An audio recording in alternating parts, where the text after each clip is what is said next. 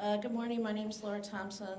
I serve as the minister here. It's good to see you all this morning, whether you've been here for years or it's your first time or you're early in your journey with us. If that's the case, if it's your first time or you're early in your journey with us, we invite you to take a green visitor packet that's downstairs, and we'd love for you to join us for social hour after the service today.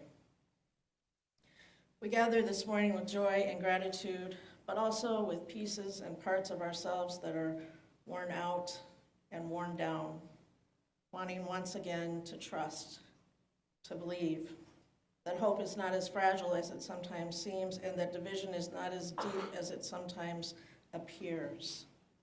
Will you please join me in our chalice lighting words for this morning as we tend to the fire that is at the heart of this community? We light this flame as an act of faith, a reminder of a reclaiming, a rekindling of trust, that darkness can't ever shut out the light, that kindness is more powerful than we know, that humility and accountability allow us to change, that together we can most certainly bend the moral arc of this miraculous universe toward beauty, toward justice, toward love. I invite you all to please join in singing our opening hymn, which is number 1011 in the teal hymnal, Return Again. Do we have song? We do have song leaders. They'll explain what we're doing.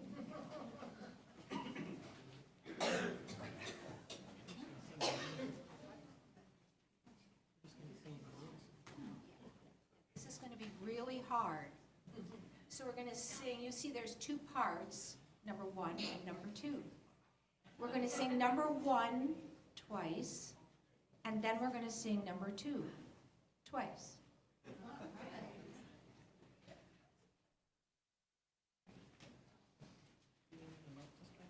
Yes. Oh. We need a note.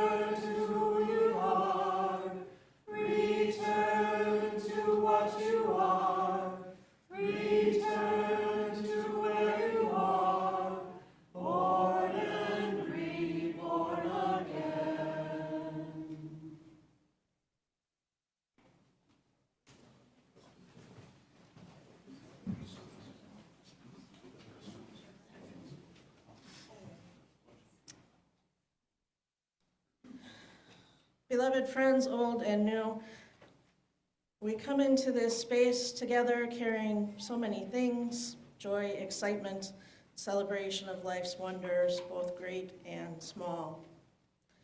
We also carry concern, sorrow, and grief for the challenges that are worrying and those that are utterly heartbreaking that are happening in our personal lives, in our families, our communities, and in our country. And in our world. Alongside all of this, there's gratitude for love that abides, for hands that reach out to us, for the beauty of this life that surrounds us. Sometimes, often, maybe even usually, We're holding multitudes of those feelings at once. When we gather together every week, we open this space for you to share what you're holding. But today, we're going to do it a little bit differently.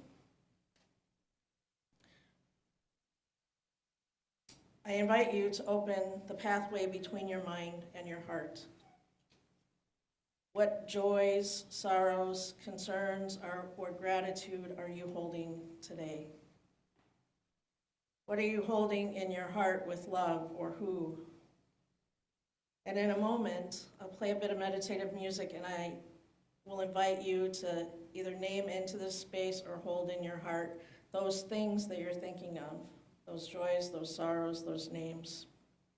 And I do want to name one, especially today, and that we all hold the Corlises in our hearts, as Glenn has received a cancer diagnosis, and their next chapter is going to be challenging for their family. So please, in your prayers and your thoughts as we go into the space, please include them.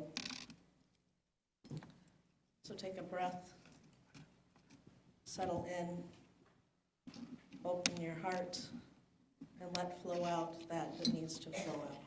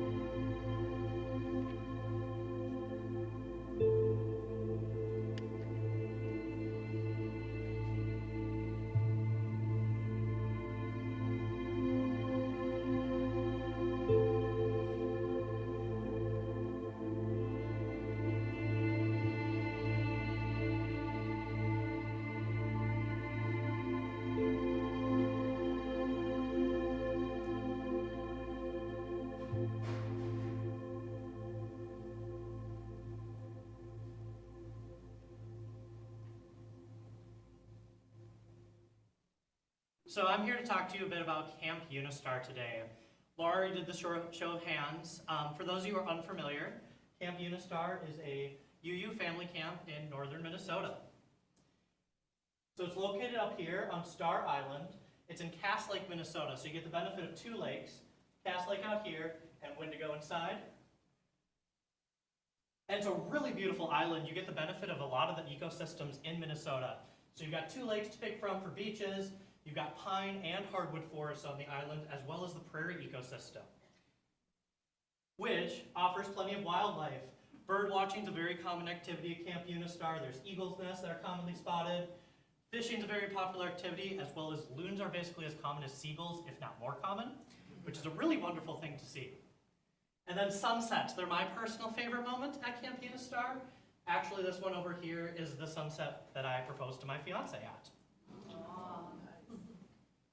So, what does a normal day look like at Camp Unistar?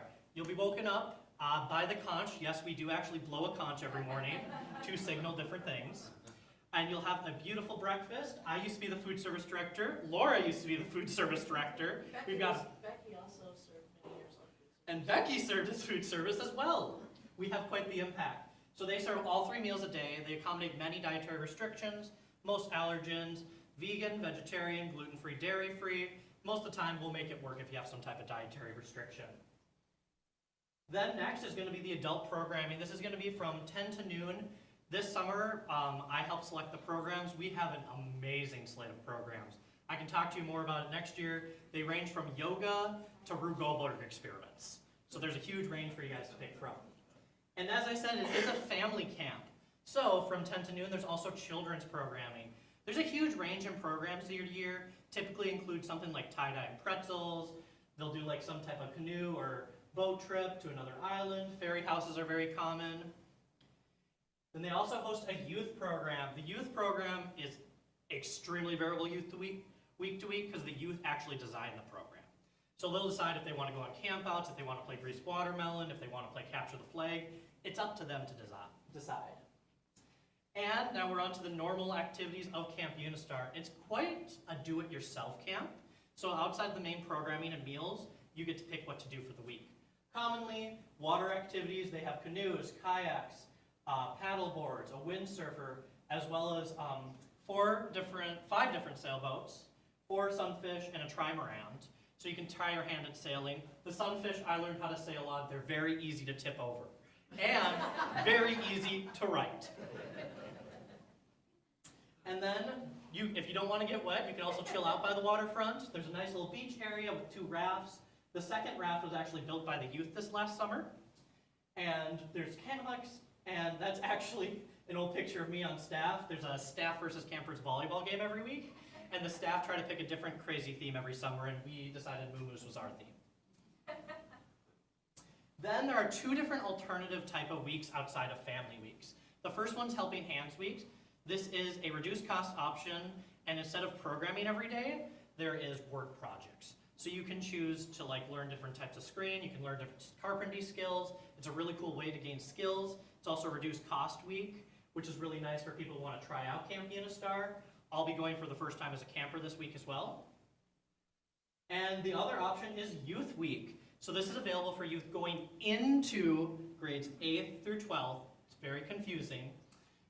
And this, I will be a counselor for the second time at. This is a really fun opportunity for youth. They're housed by grade, and they get to kind of pick their own rooms, which is a really unique experience because typically camps try to house youth by gender, so we get to supersede that way. And really it's up to the youth how to do the week. They have a lot of time to do it themselves. We plan different activities. We also allow the youth each grade to plan their own activity to host every night. And now I'm sure you're asking, what are the next steps? I'm sorry, the 1 got messed up there. That is a step 1, not 0. It doesn't go 0 2. So first thing you can do is check out more about our programs at campunistar.org. We'll also be down after the service to talk more about the programs and everything. And then you can register online. The priority deadline is March 19th. There's still openings past March 19th typically. You'll get your preference for week because typically there's some weeks late July, early August that fill up quickly. And with that, I hope to see you all on the island. That's actually me my very first summer with beautiful hair. I actually look identical to Linda's nephew at that age. So, I hope to see you all on the island this summer. Thank you all very much for having me.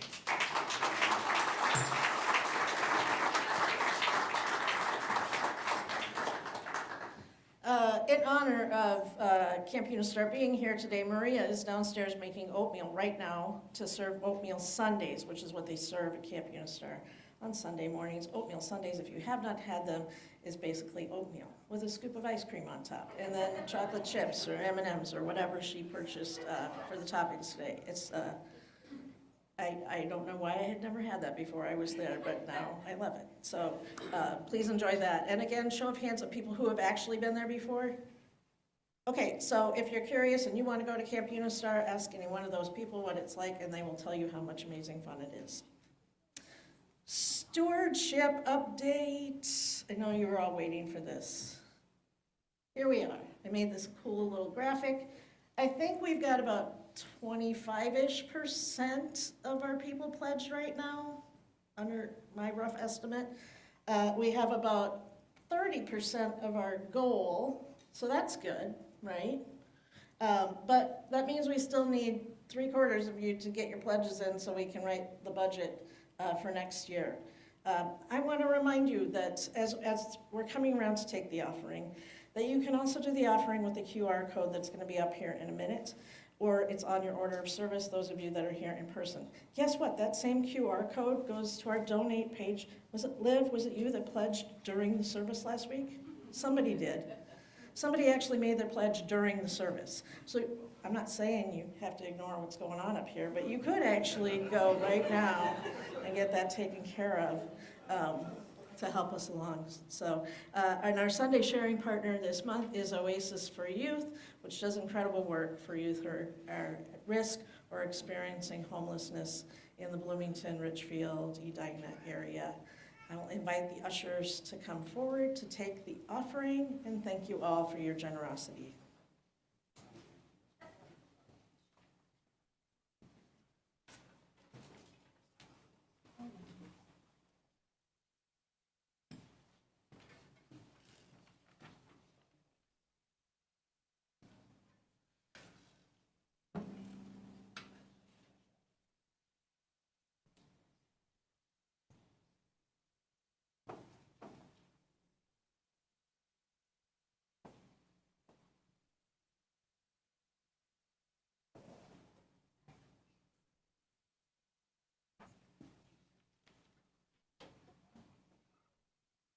You are not to fall asleep during this song, even though it's a lullaby.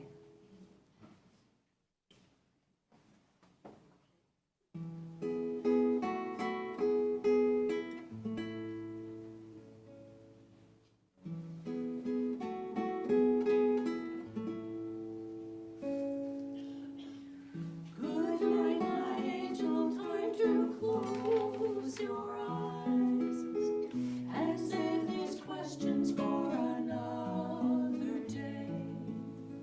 I think I know what you've been asking me. I think you know what I've been trying to say. I promised I would never leave you, and you should always know, wherever you may go, no matter where you are, I never will be far away. Good night, my angel, though it's time to sleep, and still so many things I want to say. Remember all the songs you sang for me when we went sailing on an emerald bay.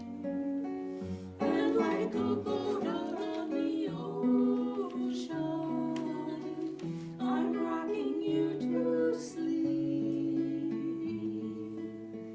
The water's dark and deep inside this ancient heart. You'll always be a part of me.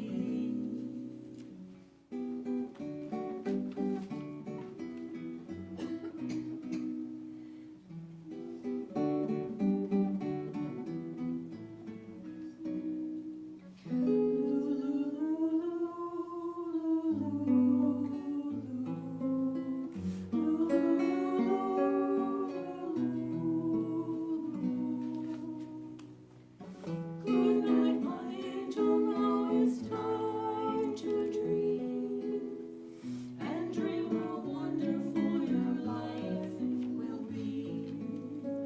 Someday your child may cry out if you sing this lullaby. Then in your heart there will always be a part of me.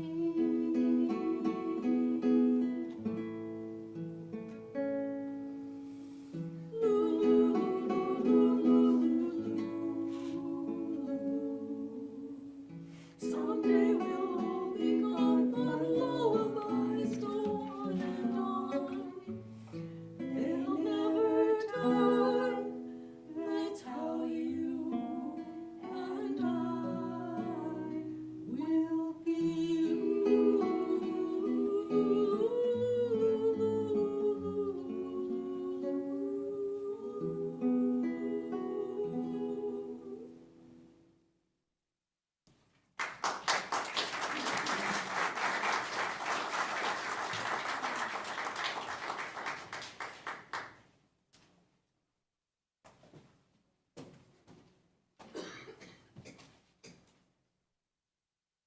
Ugh.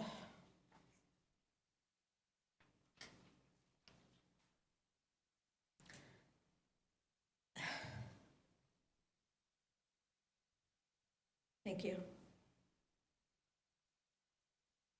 I want to begin this morning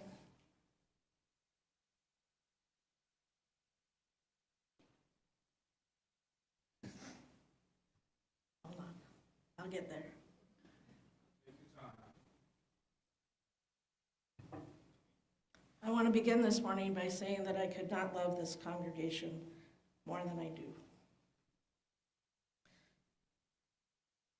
Minnesota Valley will always hold the distinction of being the place where I began my ministry. Now, I know half of you probably remember when I came here, and half of you only remember me as the minister of this beloved community. So here's a reminder of how we began our journey together. I arrived here in August of 2016, just a few weeks after Philando Castile was shot and killed by police near St. Paul, and I had been arrested for protesting that. And just a few months before Donald Trump would be elected for his first term. So you could easily say there was plenty to minister to. Eager as I was to take on this task, I was also very green. I had only graduated seminary a year earlier. I just finished my ministerial internship 2 months before I started here. And it's fair to say that given my circumstances and yours, there was definitely uncertainty for both of us about what kind of minister I might be. And I would go as far to say that feelings of uncertainty here at the fellowship at that time were beyond the usual amount that happens with a ministerial transition. You see, the minister before me wasn't able to perform on a level that was expected of him, so his ministry here ended with a negotiated resignation, which is a fancy, cheerful ministerial way of saying that he was fired. Folks here were feeling pretty disappointed, having gone through the process of a failed ministry. They were also weary of having spent so much time over the previous decade navigating ministerial transitions, which included 2 other settled ministers and 3 interim ministers.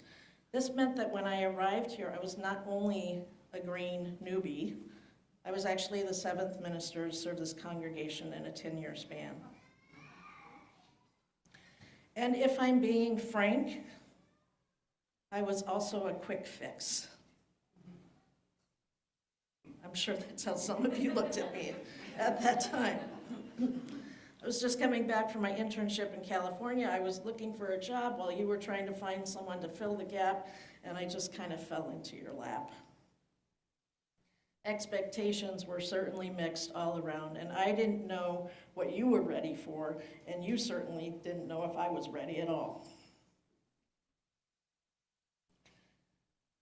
Add to that the uncertainty of everything that was going on in the world around us in 2016, and you should get a pretty good picture of how things started when I got here in 2016 and we started this journey together. Lucky for us, it all worked out. I'm still here almost 9 years later. We are still here.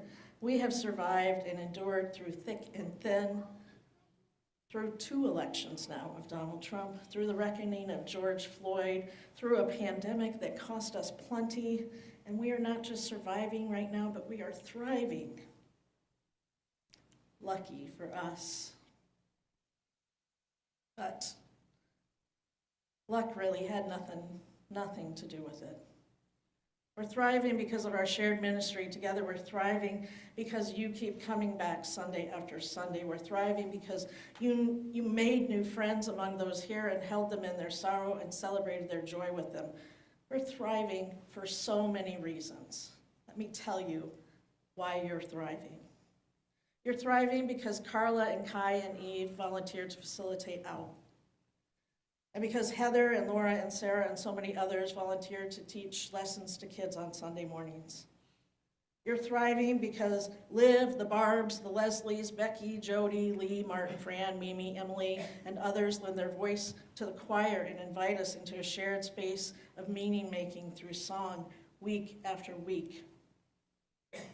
You're thriving because more than 60 of you have joined a hospitality team to greet us with smiles, to help out during the service, to provide hospitality for us in the social hall, week after week, so that we can strengthen the bonds of our relationships with one another. Our team today includes some of the folks I've already mentioned, along with Sheila, Linda, Heidi, Dan, and Steve Vincent, who also sometimes leads our midweek centering space. So do Richard, Nikki, and Debbie. We're thriving because you made a meaningful pledge to support this congregation, because you raised your pledge, because you made a generous one-time gift, because you donated or bought things at the auction, or because you scanned the QR code, which is on the back of your order of service if you didn't get it earlier, to offer a little something. This congregation keeps the light on, the tech running, and the staff here because of your contributions. And let's talk about the staff. We're thriving because Maria had the flexibility and steadfastness to see us through the pandemic with children's programming, and then a burst of growth afterwards to that programming and to our OWL programs. We're thriving because Nicole keeps us singing through all of it and keeps our spirits filled with amazing music week after week, year after year, and Lark, right by her side, brings her beauty and joy with her playing, whether she's backing the choir or playing hymns or offering inspired solos. We thrive because Paul keeps the place clean and touches up the paint and always smiles and asks how you are when you see him. And then there's Jeannie, who's such a pivotal part of the whole. She maintains the structural bones of this place, keeping us all informed and connected, all the while processing our payments and pledges, which of course leads me to Richard, our treasurer and our tech lead. We thrive because of his skill, generosity of time, and commitment. And we're so grateful for his dedication. And the same could be said of Steve Danko. Steve, who leads our finance team every year, where's Steve? Every year, Steve faces the pledge year with optimism and faith that we can do it, that we can continue to build the fellowship into the place and ministry we dream of. And every year we respond by almost making it to that optimistic goal that he sets. Perhaps this will be the year that the optimism becomes a reality. Let us be up to that challenge.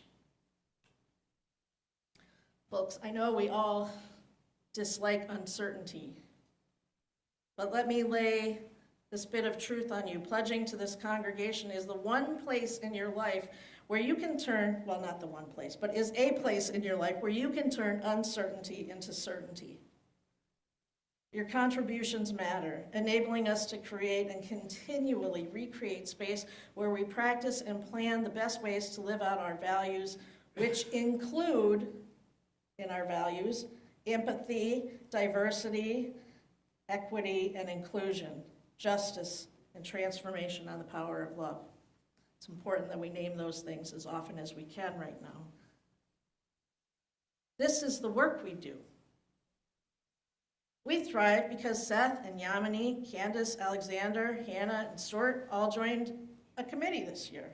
We thrive because of our board, made up of Mary and Becky and Kathleen, Tom, Holly, Patrick, and Linda. They share their voices, their leadership, and their vision. We thrive because Lynn comes week after week to help Maria get the classrooms ready for their lessons on Sunday. We thrive because Andrea and Emily and Kathy and Jean and others come to usher and clean up at memorial services. And we thrive whenever any one of you offers to sit down with someone else's kid during the social hour so they can talk with the grown-ups. And I want to recommend highly that you all get to know our kids and ask them questions and listen to their stories. Ian, Maya, Savannah, River, Owen, Avery, Evan, and the other Ian, Lydia, Dade, Cass, Logan, Sadie, Aria, Cora, the Willard triplets, Olivine, Corwin, and Antonio, and others, all have so much to offer to our hearts and how we see the world. They help us thrive. They are our future. We thrive because Greg asks you if you want a hug. Because Jacob's always willing to stay and help with cleanup. Because Eric leads the membership committee and Myra leads the personnel committee. And I don't have anybody leading Congregational Care Committee right now, but if you think that's a job that speaks to you, you should speak to me after the service. We're thriving because you volunteered to clean up the house next door so that we could rent it out.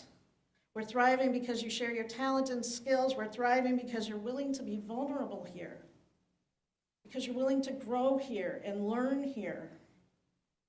We're thriving because we talk about hard things here, and we make mistakes here, and then try to repair them and apologize and learn to do better.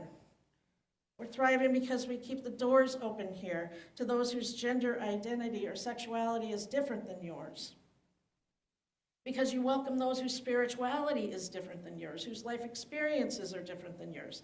Atheists and theists, believers and skeptics, pagan, Buddhist, Hindu, Christian, mystics, seekers, all unified under Unitarian Universalism, proclaiming that we need not believe alike to love alike. We thrive because we ask one another who you are and how you are, and we mean it. We thrive because love has always been at the center of this community. We thrive because the 27 people who formed this fellowship in 1966, talk about uncertainty. They had no idea we would still be here today, but they had faith that come what may, they were in it together. We thrive because all of you, named and unnamed, showing up for one another time and time again. When I first got here, I asked folks why they came here and why they stayed. And more often than not, they didn't speak about the message or the programs or even the minister. They simply said, this is where my people are. Some things don't change. And some things do. This week I announced my resignation as your minister. And I'm sorry if that's a little, maybe some of you didn't read the email and this is the first you're hearing of it.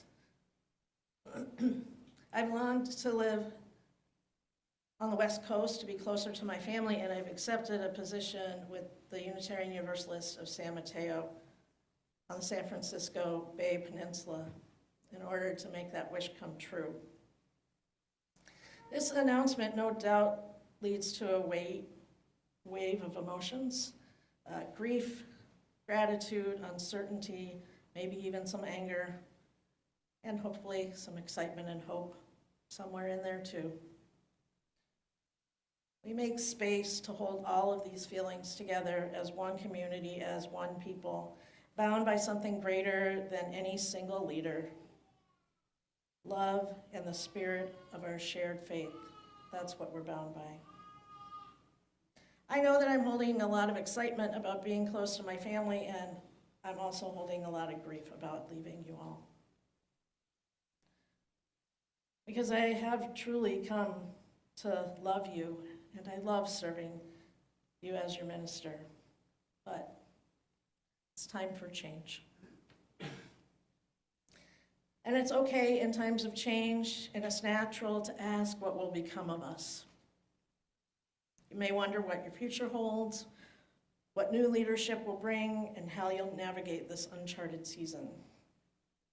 And I invite you to pause and remember that this congregation is not just one minister, it never has been, nor is it any individual member, but it's a collective body, a community of seekers and dreamers and doers. The heartbeat of this faith is not confined to one person's service, but lives on in the shared ministry of all who gather in our sacred spaces. As we honor and reminisce about the memories that we have about our ministry that we've shared together, we also reaffirm our commitment to the mission and vision that we shape together. The values we cherish, justice, compassion, truth, and love, are not departing. They'll live on in us, and they call us forward. Think of the many hands and hearts that have built this congregation, some of them literally. Ministers have come and gone, Lay leaders and volunteers have stepped forward and stepped back. New voices have found belonging, and seasoned ones have imparted wisdom. Through it all, this community has remained steadfast, not because of any one individual, but because of love that binds us together. So today, hold gratitude for the journey we have traveled and look ahead with open hearts. The path before you is not a loss, but an invitation. An invitation to listen deeply, to care more fiercely, to show up for one another, to build and rebuild again and again. Your roots are deep. Your vision is clear, and your spirit is resilient. Move forward not with fear, but with faith. Faith in each other, faith in this congregation, faith that love will continue to guide you as it always has. Move boldly into this new chapter, knowing that you are not alone. You are held always by the ties that bind you to one another in love and in faith. Blessed be, and amen.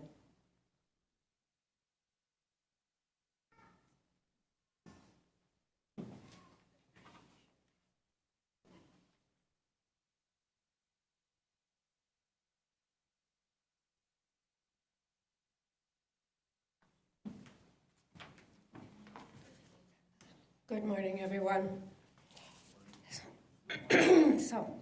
Most of you know me. My name is Linda Hayen, and I am currently the chair of your Board of Trustees. As you have heard, after 8 years, our wonderful minister, Reverend Laura, and her wife, Emily, are moving to California. The Board of Trustees is charged with the job of finding a replacement for Laura. All of the board members and I want to assure you that although we just learned about this on Tuesday, we are already making plans for what we will do next. There are guidelines and procedures that are set by our national office, the Unitarian Universalist Association. We are meeting with a representative from the regional office on Tuesday to learn what our next steps will be, and we promise to keep you updated about the process. We have many options and many opportunities that we hope will make this transition go smoothly. And for those of you that are newer to our congregation, as Laura mentioned, we've been through this before, and we seem to always be able to find new, wonderful people to fill the shoes of those who have left. Now, before I go any farther, I want to thank Holly Bruce. Holly, where are you? For suggesting many of the words that you're hearing right now. I would also like all of the board members to please stand up right now, if you can, if you mind, don't mind. We all have yellow name tags on. Is Patrick here? No. Okay. Stay standing. Patrick Westcott, who I don't see, is going to be taking over as your chair beginning in July. Kathleen Coate, I'm gonna wave, she's our secretary, and she's also a former board chair. Tom Ehlinger, Mary Tuttle will be serving one more year on the board, so they'll be here with you next year, and so will I. And Becky McPeak, I don't see her, but, and Holly. Those two people, their terms will be ending at the end of this year. And Richard, back in the back, is our treasurer and our wonderful tech person. He's also an ex officio member of the board. Okay, you guys can sit. Just want you all to see who they are. So please get to know these people and lean on us during this time of transition. We are here for you. Ask us questions, give us suggestions. And if you need a hug, we can probably do that too. There's other really good huggers in this community. Debbie is one, and Greg. So I just want to assure you we've got this, okay? In the past, well, ever since the beginning of this fellowship, but the 30 years I've been here, and Holly and Doug have been here, there have been a lot of changes. We have loved and supported each other through personal challenges of health scares, job and career challenges, many other life changes. We've grieved with each other through the loss of family and friends. But we have also rejoiced with each other as we have successfully gotten new jobs and celebrated the achievements of our children and grandchildren and recovered our health. We have grown and thrived because of our community and the commitment and purpose of our faith. And Laura spoke to this too, naming just so many people here who have given so much to keep this community going.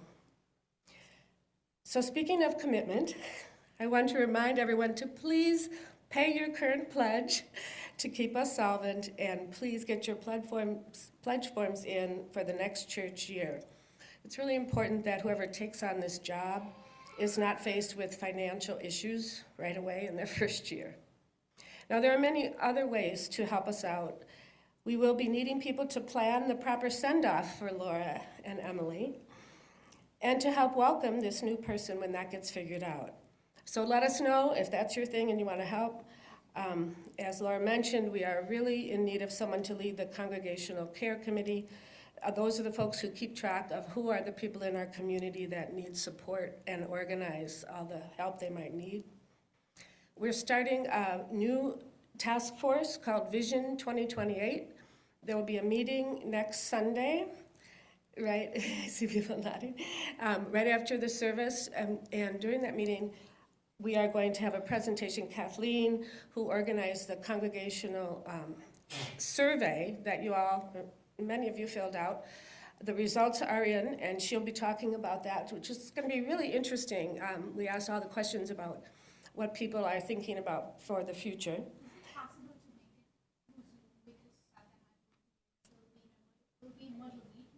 Okay, so Yamini is asking if we can have that meeting on Zoom. Sure, I think if Richard's going to be there, you can do that, right, Richard? So please, if you're interested in helping us plan for the next 3 years, that group is called Vision 2028, and we have a meeting right after church next Sunday for that, to explain more about it. Let's see. So you have heard from some of us before about why we give to this fellowship, which was originally going to be my job this morning. So I just want to say a couple quick things about that. I have been a member here since 1997, and over all those years, my involvement here has varied. Some years I've been very involved, like I am this year. I attend almost every Sunday, I'm on committees, I help out a lot. But other years I have been less involved. My energy or my family commitments haven't allowed me to be around as much. And what I've realized over those years is that MVUUF is still here. We're always here to come back to. And that is why I give. It's so I have a place to come home. It starts to really feel like home after you've been here a while. And it's okay if you come and go. We understand. We all do what we can do when we can. But please don't leave us. We love you and we care about you no matter what. Thank you.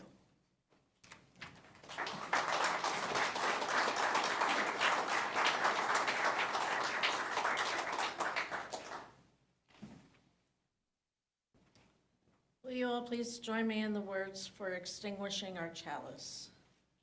We extinguish this flame, but not the light of truth, the warmth of community, or the fire of commitment.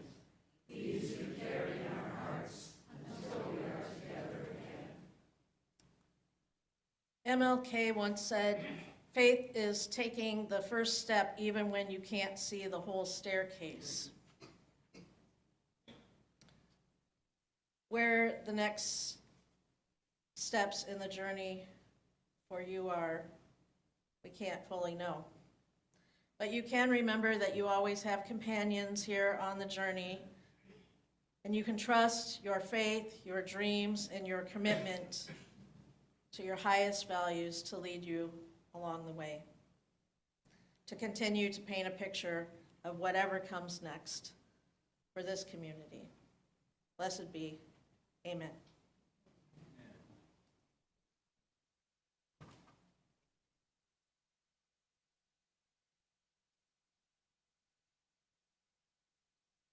While they're getting set up, I had forgotten to make an announcement.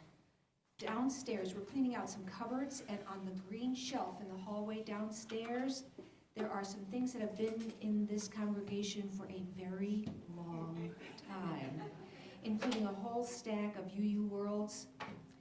If you want any of that stuff, go for it. Because it's gonna go.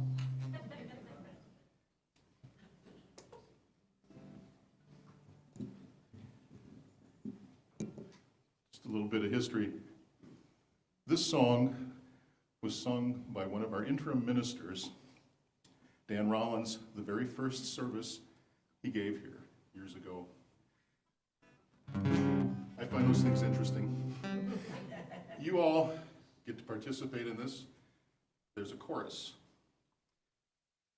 And the chorus words will be up on the screen there. It goes, Somos el barco, somos el mar, yo navego en ti, tu navegas en mí. We are the boat, we are the sea, I sail in you, you sail in me. Say it after me. Somos el barco, somos el mar, yo navego en ti, tu navegas en mí. We are the boat, we are the sea, I sail in you, you sail in me. And it goes like this. Somos el barco, somos el mar, yo navego en ti, tú navegas en mí. We are the boat, we are the sea, I sail in you, you sail in me. Now sing it with me. Somos el barco, somos el mar, yo navego en ti, tú navegas en mí. We are the boat, we are the sea, I sail in you, you sail in me. The stream sings it to the river sings it to the sea sings it to the boat that carries you and me. Somos el barco, somos el mar, yo navego en ti, tú navegas en mí. We are the boat, we are the sea, I sail in you, you sail in me. Boat we are sailing in is built by many hands. The sea we are sailing on touches every sand. Somos el barco, somos el mar, yo navego en ti, tú navegas en mí. We are the boat, we are the sea, I sail in you, you sail in me. So with our hopes we raise the sail.